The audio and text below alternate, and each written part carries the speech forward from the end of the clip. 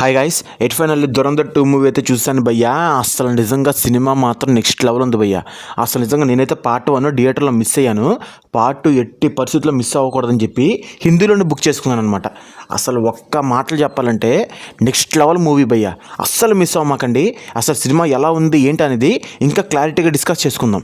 అయితే ఈ పార్ట్ 2 చూడాలంటే ఖచ్చితంగా మీరు పార్ట్ 1 చూడాల్సిందే. పార్ట్ 1 చూడకపోతే మీకు ఈ పార్ట్ 2 ఏమీ అర్థం కాదు. ఆల్రెడీ నాకు తెలిసిన వరకు చాలామంది చూసేసి ఉంటారు. చూడని వాళ్ళ కోసం అయితే నేనైతే మాట అయితే చెప్తున్నాను అనమాట. ఒకవేళ మీరు ఈ సినిమా చూడాలంటే కనుక ఖచ్చితంగా మీరు పార్ట్ 1 చూడండి, ఓకేనా. ఇప్పుడు సినిమా విషయానికి వస్తే కనుక Dhurandhar the revenge cinema part 1 ఎక్కడైతే ఎండ్ అయిపోద్దో అక్కడ నుంచి పార్ట్ 2 కూడా స్టార్ట్ అయ్యిద్ది అనమాట. రెహమాన్ డెకాయిడ్ చనిపోయిన తర్వాత పాకిస్తాన్లో జరిగిన అల్లర్లు, అలాగే హంజా కింగ్ అయ్యి కూర్చోవడంతో పార్ట్ 1 అయితే ఎండ్ అవుతుంది. కానీ హంజా గతంలో జస్ప్రీత్ సింగ్ అనే ఒక క్రిమినల్ అని, అసలు ఇతను జైలుకి ఎందుకు వెళ్ళి వచ్చాడు అని చెప్పి చిన్న చిన్న క్వశ్చన్స్ కూడాను నీట్గా ఆన్సర్ ఇస్తూ ఉంటారనమాట పార్ట్ 2లో. అలాగే నాకు ఈ సినిమాకి వెళ్ళే ముందు ఒక డౌట్ ఉండేది. అదేంటంటే పార్ట్ 2లో మొత్తం కూడా హీరో ఫ్లాష్ బ్యాక్తో నింపేస్తాడేమో అనుకున్నా, కానీ అలా ఏమీ నింపలేదు. జస్ట్ ఒక పావు గంటలో హీరో ఫ్లాష్ బ్యాక్ మొత్తం చూపించేసేసి ఒక చిన్న ట్విస్ట్ ఇస్తాడనమాట. ఆ ట్విస్ట్కి బుర్ర పాడైపోద్ది. అలాగే ఇక అక్కడ నుంచి ఇంటర్వెల్ వరకు ఎలాంటి బోరు కొట్టదు భయ్యా. ఇక ఒక్క దెబ్బతో మనకు అర్థమైపోద్ది cinema first half blockbuster అని చెప్పి. ఇక సెకండ్ హాఫ్ విషయానికి వస్తే కనుక ఇక్కడే నాకు కొంచెం దప్పడింది అనమాట. ఈ సెకండ్ హాఫ్లో కొన్ని అక్కర్లేని సీన్స్ అయితే ఉంటాయి. ఆ సీన్స్ వల్ల ఏంటి కొంచెం సినిమా లాగుతున్నట్టు ఉంది అనిపించింది, కానీ కొన్ని సర్ప్రైజ్ మూమెంట్స్తో మనకు అది కూడా తీరిపోద్ది.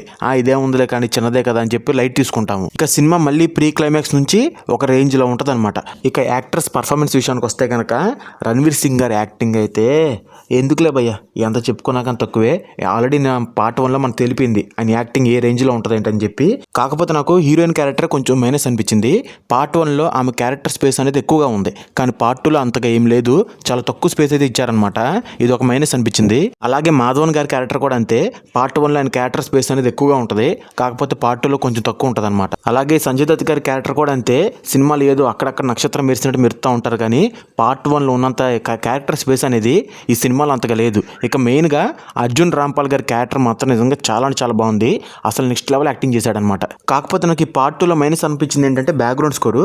నాకు ఫస్ట్ పార్ట్ 1లో ఉన్నంత బ్యాక్గ్రౌండ్ స్కోరు పార్ట్ 2లో లేదేమో అనిపించింది. ఇది నా పర్సనల్ అనమాట. మరి మీకు ఎలా అనిపించిందో కింద కామెంట్లో కామెంట్ చేయండి. ఇక ఓవరాల్గా ఈ సినిమా గురించి చెప్పాలి అంటే దురంధర్ ది రివెంజ్ మూవీ అనేది చాలా మంచి సినిమా. ఖచ్చితంగా మీరు ఫ్యామిలీతో కాకపోయినా కానీ సోలోగా అయినా వెళ్ళి థియేటర్లో చూడటానికి ట్రై చేయండి. ఒకవేళ మీరు కనుక ఈ సినిమా ఆల్రెడీ చూసుంటే కనుక ఈ సినిమా మీకు ఎలా అనిపించిందో కింద కామెంట్లో కామెంట్ చేయడం మాత్రం మర్చిపోకండి. Thanks for watching my video.